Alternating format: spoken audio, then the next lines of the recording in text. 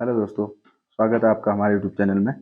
जैसा कि हम लोगों ने स्टार्ट कल पिछली क्लास में हमने संधि स्टार्ट की थी और आज मैं संधि के प्रकार बताऊंगा आपको।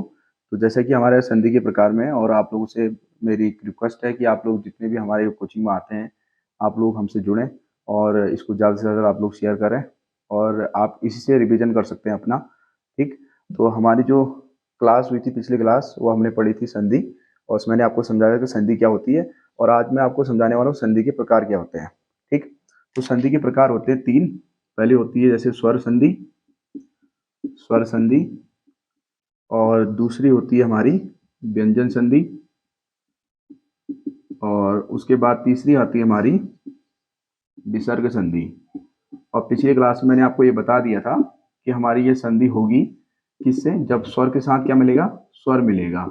जब स्वर के साथ स्वर मिलेगा तभी स्वर संधि होगी।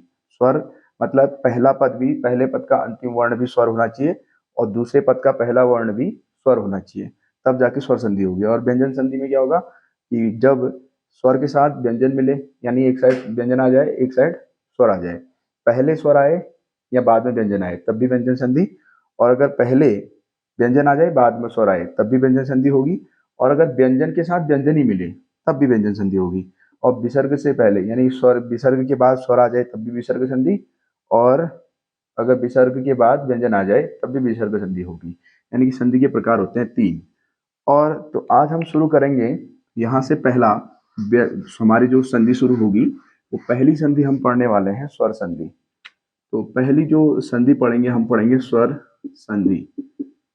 स्वर संधि स्टार्ट करेंगे तो इसमें हम ये देखेंगे कि स्वर संधि क्या करना है, हमको केवल इतना ही करना है, स्वर के साथ क्या मिलाना है, स्वर ही मिलाना है। ठीक, तो जैसे हम इसमें देखेंगे स्वर संधि के उदाहरण पढ़ने से पहले हम लोग स्वरों को देखेंगे। स्वर होते हैं हिंदी में 11 और संस्कृत में स्वर होते हैं 13। संस्कृत में स्वरों की संख्या है 13 और हिंदी में स्वरों की संख्या है 11। तो 11 स्वर होते हैं। इनमें से हम देखेंगे जैसे हमारा अ, आ, ई, ई, उ, ऊ, री, ए, आई, ओ और औ। ये है हमारे क्या, स्वर हिंदी में। और हमारे इसमें से जो 11 स्वर हैं ये रहे हमारे, और जो 13 स्वर अलग से आते हैं वो संस्कृत में है। संस्कृत में दो और स्वर होते हैं, एक होती दीर्घ री, दीर्घ री मतलब ये छोटी वाली तो हमारे पास हिंदी में आ गई, और दीर्घ री ये कहाँ आती है, ये है संस्कृत में, ये हिंदी में प्रयोग नहीं होती। और एक होती है वहां पर री, री, ये भी जो है क्या है, स्वर है लेकिन संस्कृत का है। तो 13 स्वर होते हैं संस्कृत में और हिंदी में होते हैं 11 स्वर। लेकिन इसमें से हमने, आप लोग पढ़ सकते हैं, जो हमारी पिछली क्लासें हुई हैं उसमें हमने वर्णमाला पढ़ी है, उसमें आप देख सकते हैं ये अंक और अह, ये दो होते हैं हमारे अयुग्वाह वर्ण होते हैं, इन्हें कहते हैं अयुग्वाह। अयुग्वाह का मतलब है, अ का अर्थ नहीं होता है, योग मतलब नहीं जोड़ना, ये किसी अन्य शब्द के साथ जुड़कर वहन नहीं होते, इसीलिए इनको कहते हैं हम अयुग्वाह। तो इनका कोई संधि से यहाँ पे अभी लेना देना नहीं है, हम लोग केवल यहाँ देखेंगे 11 स्वर के अंदर कैसे संधि होती है।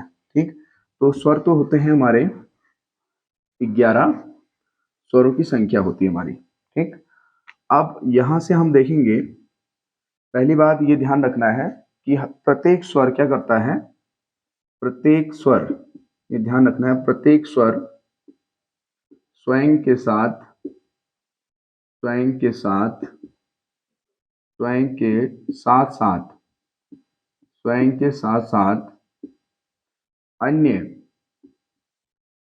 अन्य सभी स्वरों से भी, अन्य सभी स्वरों से भी मेल या योग करता है।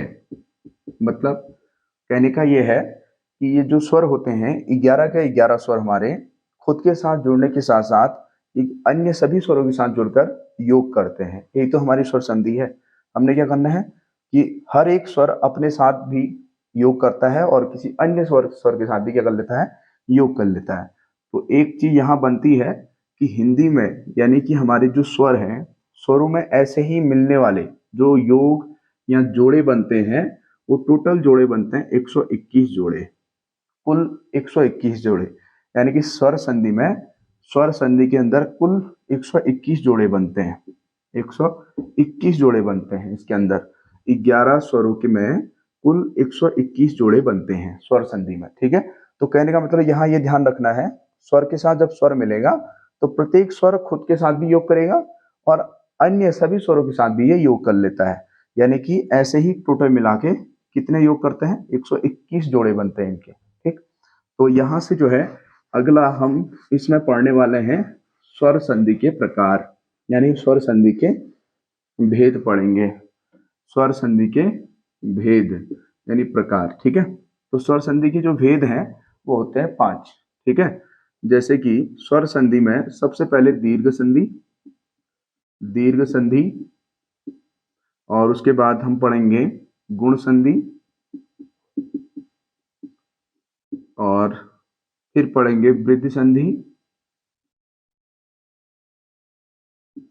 वृद्धि संधि, फिर पढ़ेंगे हम लोग यण संधि, और अगला जो होगा हमारा अयादि संधि, अयादि संधि, ठीक है।